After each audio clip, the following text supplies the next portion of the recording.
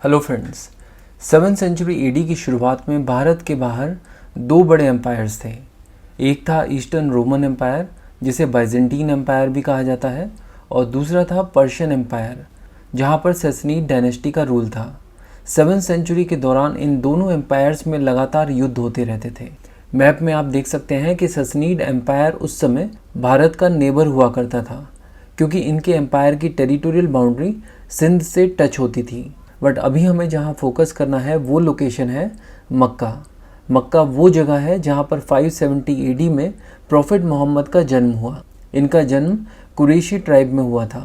जीवन के शुरुआती सालों में ये एक अरब मर्चेंट हुआ करते थे, यानी ये एक व्यापारी थे। लेकिन अपने आसपास फैली बुराइयों को देखकर इनका मन परेशान हो जाता था और ये अपने मन को शांत करने के लिए हीरा नाम की गुफा में चले जाते थे। 610 एडी में जब वो इस गुफा में बैठे हुए थे, तब उनके सामने गैब्रियल नाम का एक फरिश्ता प्रकट हुआ, जिसने मोहम्मद को बताया कि वो एक साधारण इंसान नहीं बल्कि अल्लाह के लास्ट मैसेंजर हैं। गैब्रियल ने मोहम्मद को कुरान की कुछ आयतें पढ़कर सुनाई।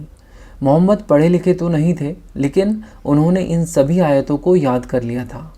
अगले 23 ईयर्स तक ये सिलसिला ऐसे ही चलता रहा और इस दौरान मोहम्मद इन आयतों को अपने कंपेनियंस को बताते, जो इन आयतों को अलग अलग जगह पर लिख देते थे। फॉर एग्जांपल पेड़ों पर, पत्थरों पर और हड्डियों पर।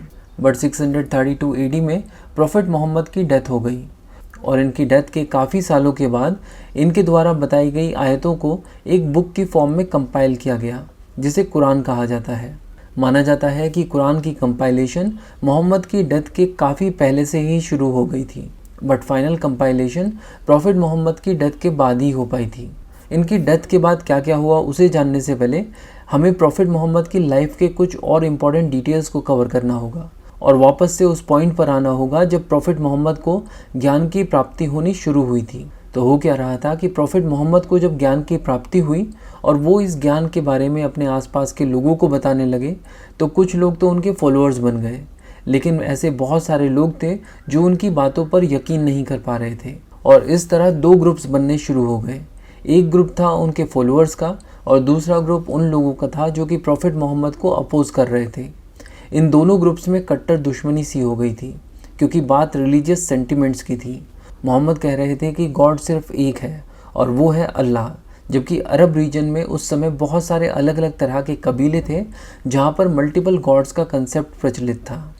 ऐसे में 622 एडी में प्रॉफिट मोहम्मद और उनके फॉलोअर्स को मक्का से निष्कासित कर दिया गया और उन्हें मक्का छोड़कर मदीना जाना पड़ा। इस इवेंट को इस्लाम में हिज्र कहा जाता है। हिज्र का मतलब होता है माइग्रेशन, और इस इवेंट को इस्लामिक कैलेंडर की शुरुआत के रूप में देखा जाता है। इसीलिए इस्लामिक कैलेंडर को हिज्र कैलेंडर भी कहा जाता है।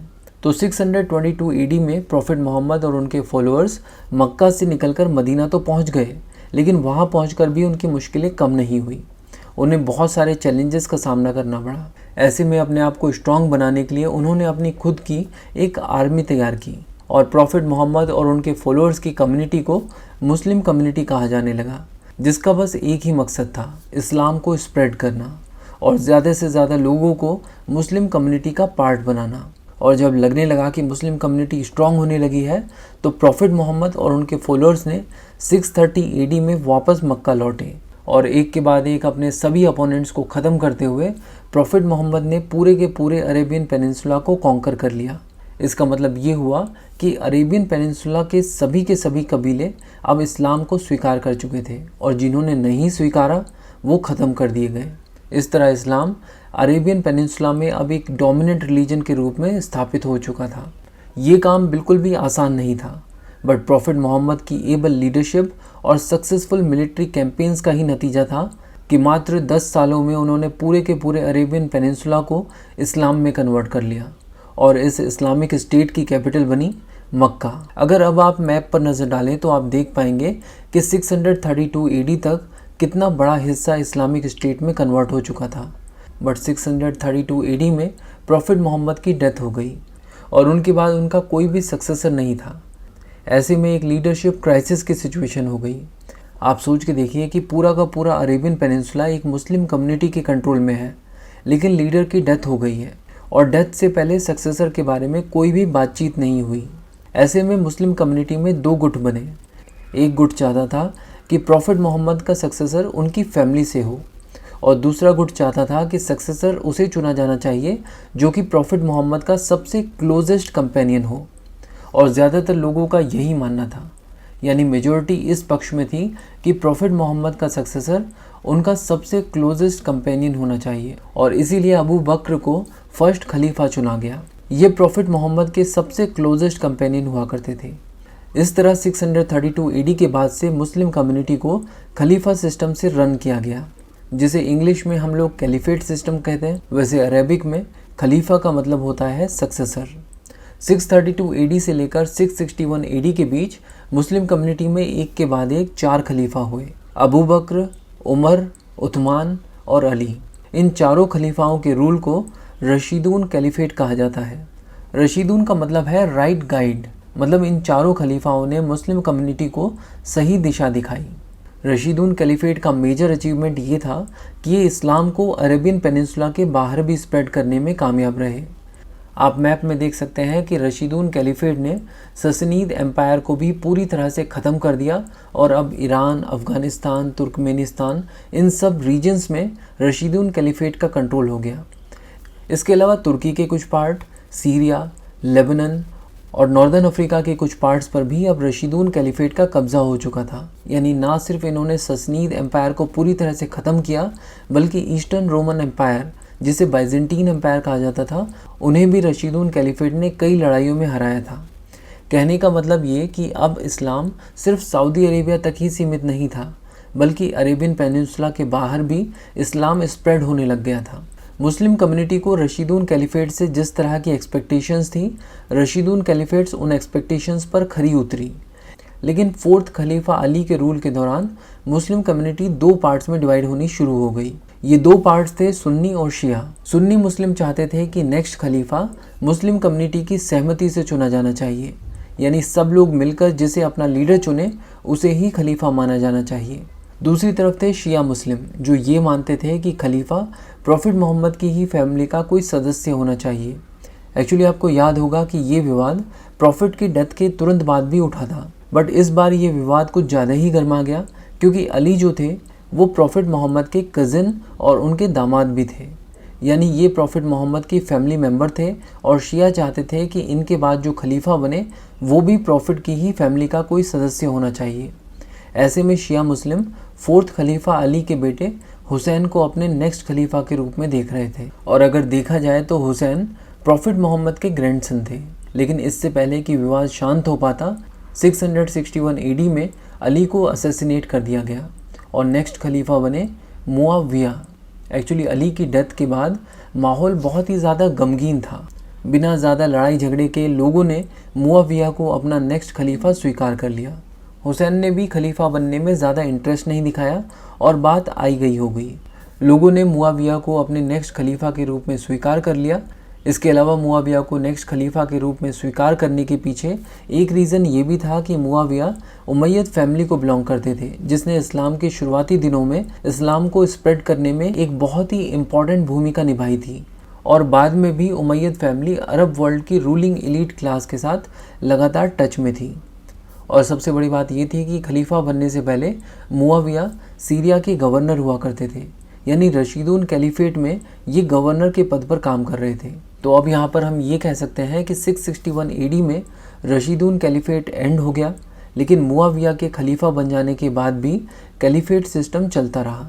बट प्रॉब्लम तब खड़ी हुई जब मुआविया ने अपने सक्सेसर अपने बेटे यजीद को घोषित कर दिया। एक तरह से यहाँ पर एक डायनेस्टी रूल स्टार्ट करने की कोशिश की जा रही थी, जिसे उमैयद डायनेस्टी रूल कहा जाता है, और हुसैन ये होते हुए नहीं देख सकते थे। हुसैन ने अपने फैमिली मेम्बर्स और सपोर्टर्स को इकट्ठा करके एक छोटी सी फौज तैयार की और यजीद के ऊपर अटैक कर दिया। इस अटैक को कहा जाता है बैटल ऑफ करबला। इस बैटल में एक तरफ हुसैन की छोटी सी आर्मी थी और दूसरी तरफ उमैयद कैलिफेट की पावरफुल आर्मी। हुसैन ने जमकर मुकाबला किया, लेकिन परिणाम को बदला नहीं जा सकता था। इस बैटल में हुसैन शहीद हो गए और पूरी की पूरी मुस्लिम कम्युनिटी इस बात से सहम गई, खासकर शिया मुसलमान।